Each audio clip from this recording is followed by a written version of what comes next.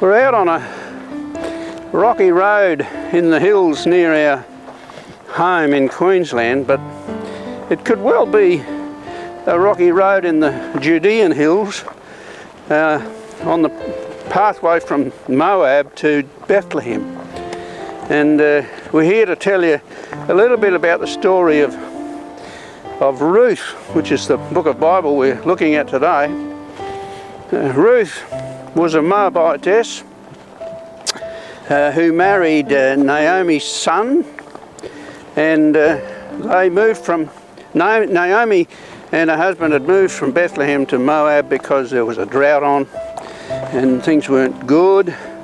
And whilst she was there, her sons married these Moabite women, and but things turned very sour when all of them became sick and died. And Naomi and her two daughter-in-laws were left as widows. But Naomi urged her daughter-in-laws to go back to their own country. And Pauline will tell you what Ruth said to her mother-in-law. But Ruth replied, "Don't urge me to leave you or to turn back from you. Where you go, I will go, and where you stay, I will stay. Your people will be my people, and your God will be my God. Where you die, I will die, and there I will be buried." So an incredible commitment from Ruth to her mother-in-law, so off they go along this track to Bethlehem. And when they get to Bethlehem, of course, they have to earn some way of living, so Ruth goes out gleaning the leftover wheat in the harvest field, and she joins a team, just sort of creeps into a team that belongs to Boaz. And Boaz comes to the field one day and says this. He said, "Just then Boaz arrived from Bethlehem and greeted the harvesters. 'The Lord be with you. The Lord bless you,' they called back. Boaz asked the foreman of the harvesters, 'Whose young woman is that?' The foreman replied, 'She is the Moabitess who came back from Moab with Naomi.'" And further on he says, directly to Ruth, he says, "Daughter, listen to me. Don't go and glean in another field, and don't go away from here. Stay here with my servant girls. Watch the field where the men are harvesting and follow along after the girls. I've told the men not to touch you, and whenever you are thirsty, go and get a drink from the water jars the men have filled."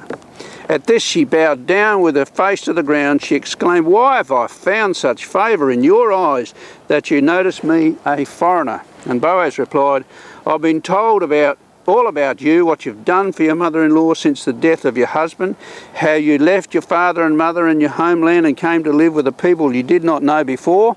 May the Lord repay you for what you have done. May you be richly rewarded by the Lord, the God of Israel, under whose wings you've come to take refuge. May I continue to find favour in your eyes, my Lord," she said. "You have given me comfort and have spoken kindly to your servants, though I do not have the standing of one of your servant girls." So that's an incredible story of how Ruth first got to know Boaz. But the story goes on, and her father-in-law owned some property in Bethlehem, and it was custom in those days that someone could redeem, that someone who was a kinsman could redeem that land and take it on. And just so happened that Boaz was a distant kinsman redeemer, but there was another one who was a little bit closer, and Boaz, being an honourable man, said, "No, I better go and ask this other person who has a prior right to see if he wants to take on this land." But there was a condition on the land that they had to marry Ruth. So the other person being offered the deal said, "No," he said, "I don't want to risk my own children's inheritances by taking on a new wife, because that would threaten it." So he says to Boaz, "You can have the land and you can marry Ruth if that's your desire." And so that's what happened. Boaz became the kinsman redeemer for Ruth, and he married her. She had a son, and that son happened to be Obed, who was part of the lineage of King David and eventually Jesus Christ. So no doubt that's how the story gets into the scriptures, because Ruth is part of the lineage down to Jesus Christ. But it's a great story. It's not very long. It's only 4 chapters. Strongly recommend you go and read it all. See how Naomi set up Ruth to go and lay at the feet of Boaz so that he would notice her. She tells her to go and get clean and put on some nice perfume, do all those nice things that women know how to do. And so she did. She managed to persuade Boaz to marry her. So what do you think of that? I think it's a lovely romance story, but it also has a bit of political intrigue. But most of all, it talks about how God's plan is so intricate and he just makes it all happen. That's right. And Ruth is a bit like the body of Christ, the bride of Christ, and Boaz is symbolic of the Redeemer, Jesus Christ. It all might sound like a bit of a mystery, but it's a very good one and the outcome's great because God wins. That's right. So get into having a look at the Book of Ruth, and if you want to see what we do with the next book of the Bible, it's 1 Samuel, and if you want that, click on the link above and you'll be able to take you to the next book of the Bible, 1 Samuel.